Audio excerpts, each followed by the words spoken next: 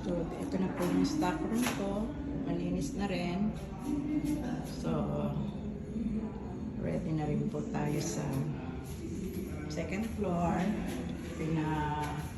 Pinturahan ulit natin ng mga kulay. Again, nagpapintuit tayo. Pinturahan ng parke maliit tayo. So, ginawa natin, nilagyan natin ng gray. Yan, so okay na.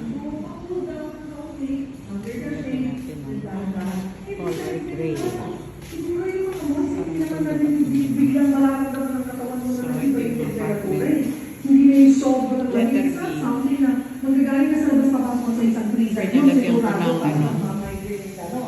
Pinalagyan ko ng another color para mas kumanda siya.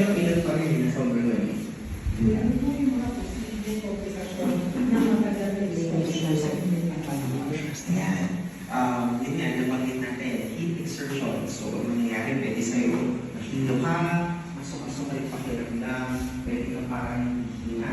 Tapos, yung maramdaman na parang yung paningin mo, nagdodoble. Tapos, yan.